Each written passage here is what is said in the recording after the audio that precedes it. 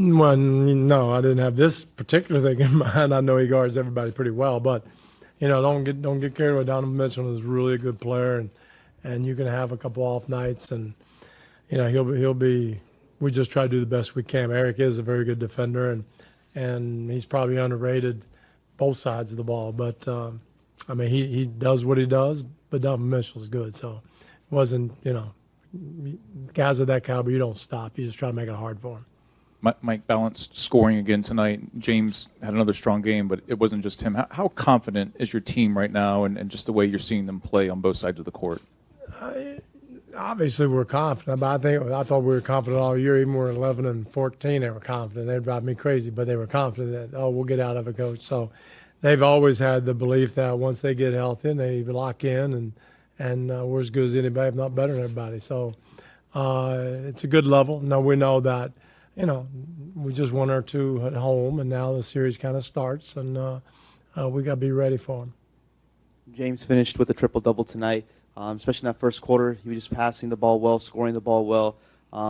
Yesterday, Coach Snyder said that James Harden has artificial intelligence, the way he can see different things. Is that kind of how the best way to describe what he's doing right now against defense? Yeah, that's as good as any. We've talked about it all year, the year he's having and the year he's had, and what he's done. That first quarter was ridiculous. I don't know what he had, about 17 the first, and just dicing everybody up. When he gets it rolling, then nobody's better. Coach, talk about the play of Clint Capella. Seemed to really dominate the paint inside, no-fly zone, and then runs the court real well and is able to finish, and always the receiver of James Harden's alleys. Just talk about the growth of Clint and how difficult he is on the defensive end. Well, to be honest with you, I don't know if there's any more growth left, in the sense that he's been this good now for about a year and a half. He was that good last year in the playoffs, and I thought the first half, what he did, as good as I've seen any center can do. He was blocking shots, running the floor. Whatever he needed, we gave. He's always a threat to score. So, Clint, can't say enough about him, but it's been this way. The only difference this year from last year is that he can go 35, 36 minutes without getting tired. Last year, toward the end of the year he was, but at first he wasn't. So his body's just gotten older, and he's a lot stronger. Coach, last week or the week before, James mentioned that the biggest thing he's learned as growing as a leader is patience. And it looks like that translates on the court as far as he's very methodical, he controls the pace, and it seems like the team is kind of taking that lead. Can you talk about how that's translated and what you're seeing from him as a leader? Well, I just think everything he's done, he's reshaped his body, he's eating the right way, he's focused in on the playoffs and making sure he's got enough energy all the way through. That's a lot of growth there. As a leader, he and Chris and PJ, they all talk it out, and like you said, they have patience. They get mad at each other every once in a while, which is a good thing, but and again, he stepped up his defense. I don't know what else we could ask of him. His defense is really good. He gets tired every once in a while. So he is human every once in a while. But the year he's had has been ridiculous. You said yesterday, and I think I've heard you mention it before, that there's not a particular scheme that stops James. No. Did you see any difference in the way he attacked it today, or the aggressiveness in the way he attacked it today compared to the first day? Not really. I just think he got up a couple more three, maybe step backs that he didn't do the first quarter last time, but he just reads what they give him, and just sometimes an individual, not that it's a scheme, it's just how they're guarding him or who's guarding him, and he gets a step back where he goes. And he was shooting the ball so well at first that I think he went to a step back a couple more times just because he's shooting it so well. He just kind of feels what he's got and what he's got for that night, and if it's going in, he'll do that more often. If not, he'll drive. He just figures out whatever way. He's a machine. He just scores. Mike, you're up 26 at the half, and they're going to make a run. They get it to 17, middle of the third, but y'all stop the run there. How critical is that sequence in this situation? Well, it's always it's always scary for a coach that you kind of, once you turn it off, you can't turn it back on. And we talk about trying to come out. And no matter how much we begged and pleaded, we kind of didn't come out with the same intensity. We left the floor at the end of the first half. Something we got to work on. Something we got to get better because it will bite us in the butt if we don't cure that. But they also have a feel of the game. They knew that it wasn't going to. They were pretty confident that okay, time to turn back on a little bit. The way that you guys have started these games, does that just show you where this team's focus is right now? Well, it's in a good place. It has been since All-Star break. They've done. We've just battled early through a lot of adversity and so many different lineups, so many people hurt, so many people out, that they just kept battling. And then once it came all together and they locked in totally and they were all healthy and feeling pretty good, then we've played this way for a couple months now. Thank you. Thanks, guys. James, Chris, and PJ will be at the podium. All right, Rockets and Jazz. Rudy Gobert and this defense. Run and tag, you're it. Almost behind from Rubio. Seemed to make sense here. Then some Dramamine for Ricky. And a three. I can tell you this much. If I'm Ricky Rubio, I'm saying, Coach, I'm done jumping this high and being a toy for him. I mean, why me is more like, you send like an anonymous note. Why me? A burner account, perhaps. Here's some misses. Vince, 8 of 38 from 3 for the Jazz. That's not good. This guy said burner account. Okay. Yeah, I mean, your three-point shooters, you're not hitting shots. It's just, when you're not defending, you hope to make shots. Yeah, we'll talk a lot about Donovan. You saw him there because he is out of whack offensively too, which we'll get into in both these games. But here's more Brevin, Rubio. This is Rubio. You see too many times, and they say, well, we'll go to a bigger guy, and Cephalosha gives him a 4-point play. The Dream loving that. More of a nightmare for Utah.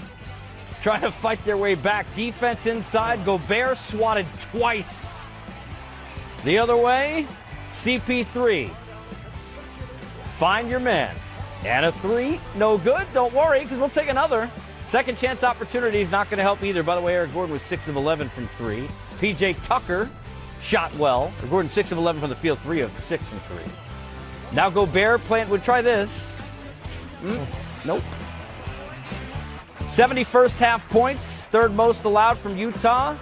Late in the third, easy buckets from Fareed. Capella only took 4 shots in this game. Harden got so deep into the paint and then took threes as well. Vince, pick your poison against James, right? You want to, you try to keep the lob threat from happening, but yet James is getting downhill to the rim on his own. So, of course, you don't need the lob threat. And if the lob threat or James not scoring, the three-point shot is there. Quinn Snyder on the other side, down 0-2. In the playoffs the last 2 years, do you think they are a better team than they were at this point last year, and if so, why?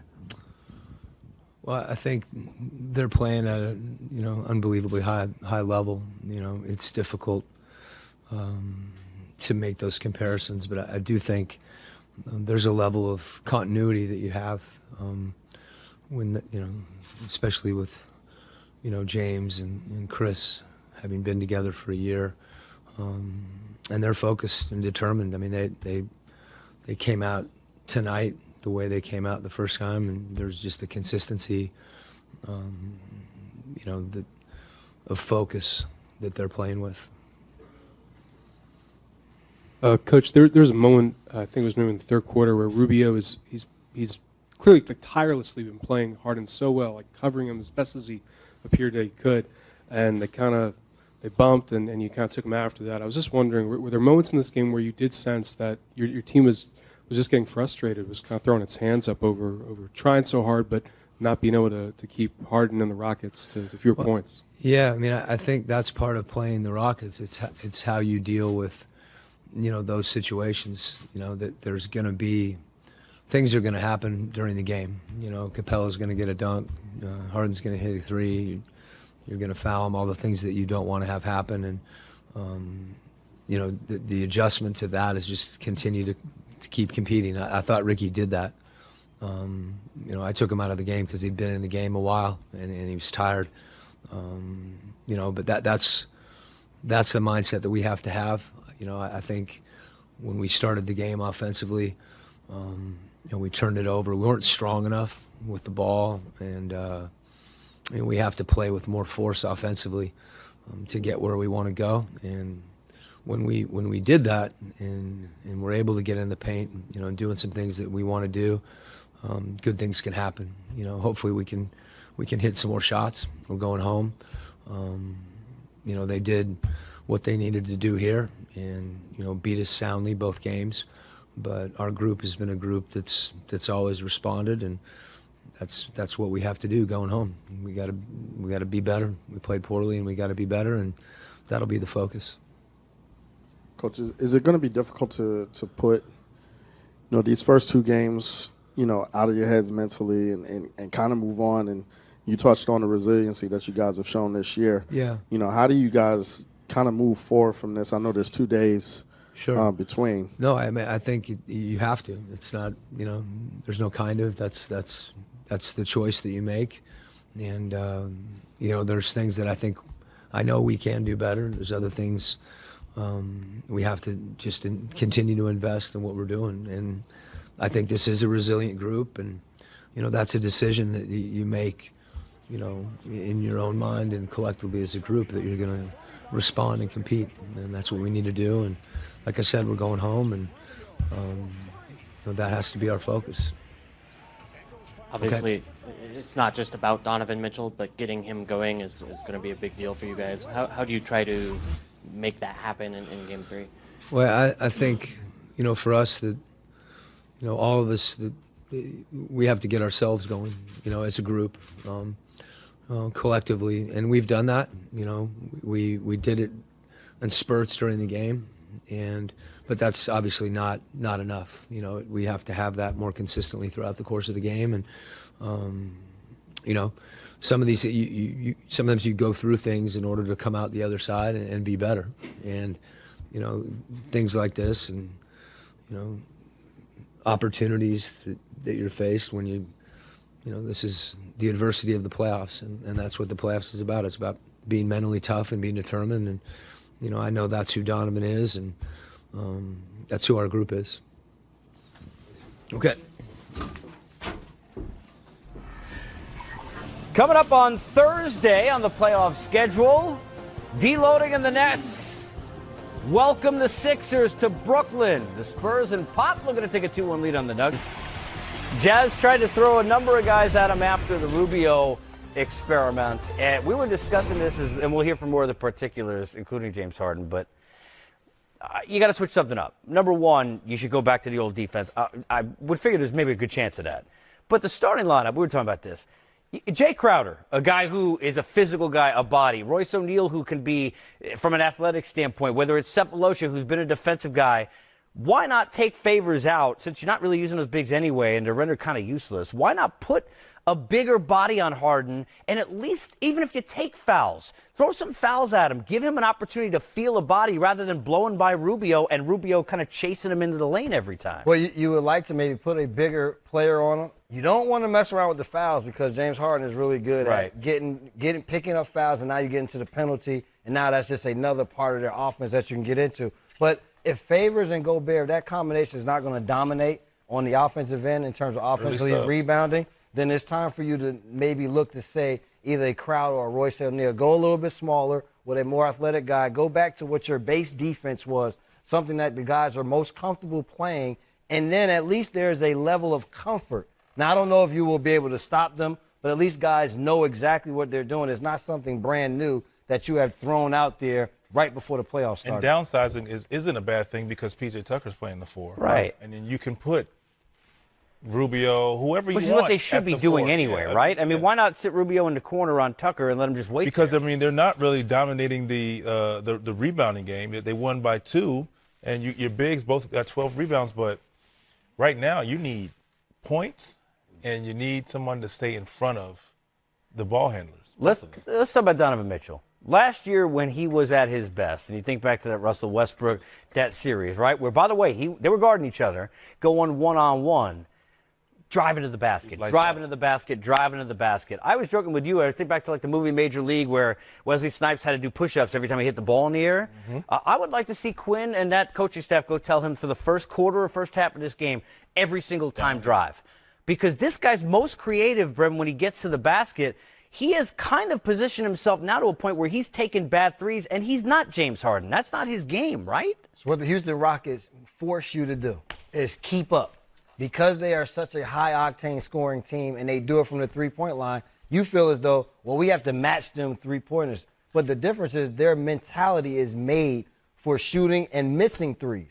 The Utah Jazz, it's not their mentality because they don't create enough possessions, even though they got up 98 shots tonight. But that's not their game to just be a high-volume three-point shooting team. They have to be who they are, which is attack on the interior. I think they have 58 points in the paint. But those points have to be meaningful points during the meat of the game. They can't come late in the game when the game is already out of play. You know, here's the other thing. Why not fight fire with fire, but take a different part of their game at them?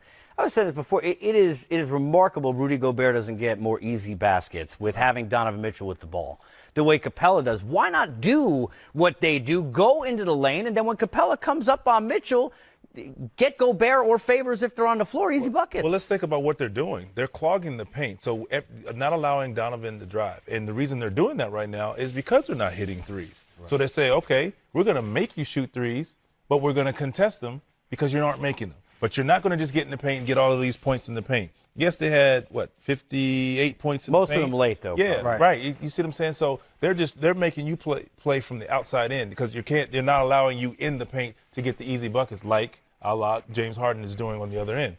It's the 5th worst shooting effort from three in a playoff game in the history of the NBA.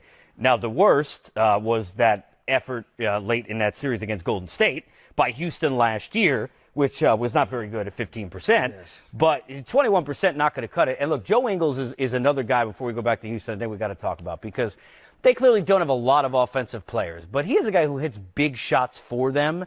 I'm sure he'll be better at home. He does seem to kind of ride on emotion.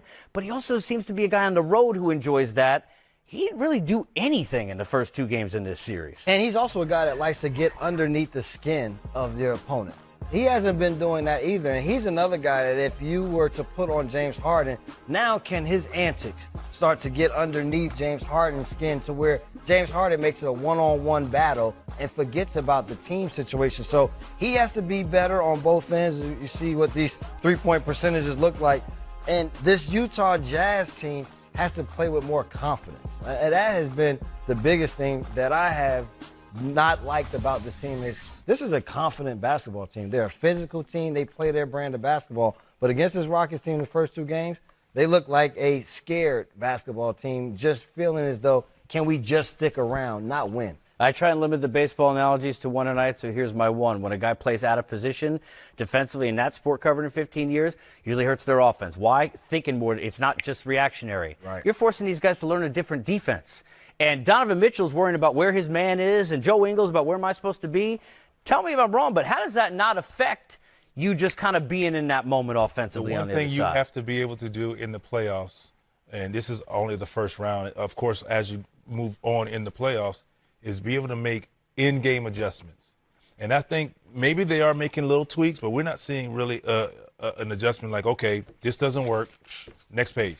All right, next page. We have to let's try something because you put yourself down 0-2. Potentially, if you stick with this defense, you're down 0-3, and you're going home. So it's time to change it right off your emotion of the home court, and hey, stick to your tough nose, man up defense like we said earlier. Let's man up. You're gonna lose anyway. Let's man up. Right? Lose your way. Lose your right? way. Exactly. Lose the way you got. You do what got you here, kind of a thing. James Harden, he did what got him here. That's a lot of points and other things affecting pretty much every basket. It seemed a triple-double. And, by the way, the Rockets up 2-0. We'll hear from the Beard and talk more about what Houston. Luckily, we got a core group of guys who was here last season. We remember playing those guys and losing game 2. So we just wanted to come out with high energy and be focused and be ready to play.